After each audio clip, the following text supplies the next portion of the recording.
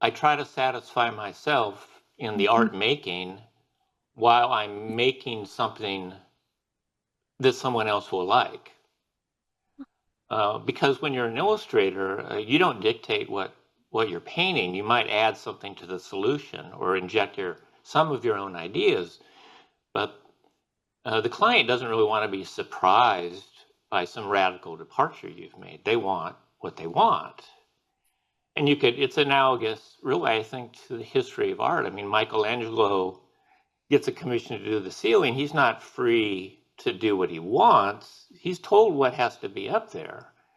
Um, and when Sargent, takes money for a portrait, he's meant not to convey reality even, but to make the sitter look good and important. And so Hmm. he's really an illustrator too Yeah. when he's doing that work.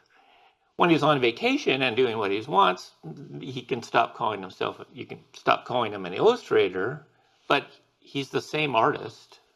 Hmm. Hmm. It's a very interesting point to make. Yeah, it's like, who are you when you don't paint for anyone but yourself?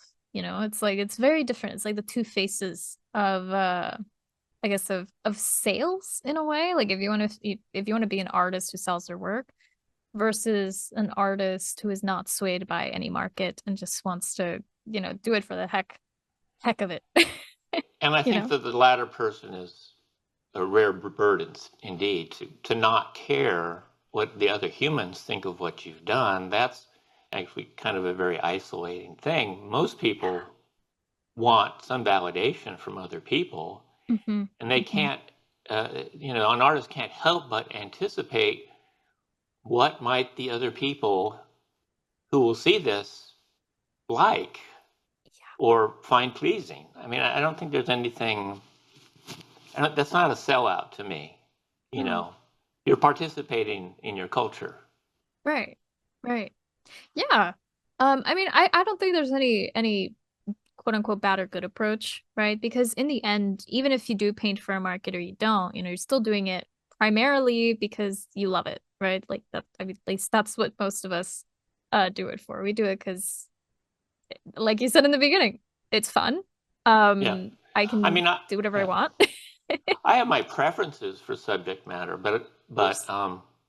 it's like a Venn diagram. Things I'd like to paint, things people might buy. There's an overlap, but it's Yeah, not complete. of course. Because a lot of what I might do or do is completely unpalatable to people. It's too much about decay or sadness Yes. and who am I going to sell that to? But sometimes I just feel like I need to get that out of my system, Well, or yeah. I just find sort of I might just find kind of a depressing image intriguing, and that's what I want to do. Oh my gosh. I admit I have a lot of ideas, but they're all very, very either gruesome or depressing, and I am telling you, I'm There's a probably never there's a gonna post skull this. behind you. There is, yeah. Oh my gosh, you are right. I do have a skull behind me. When I was in college, around that time, and right after I got out, I did etchings, and I Hmm. have an etching press. I did etchings of graves, Interesting. not not fleshy body graves, but skeletons in graves. I just found Hmm. that, archaeological sites. So I was Yeah. working from archaeological photos. I found that completely fascinating and fun to draw. Nobody wants them.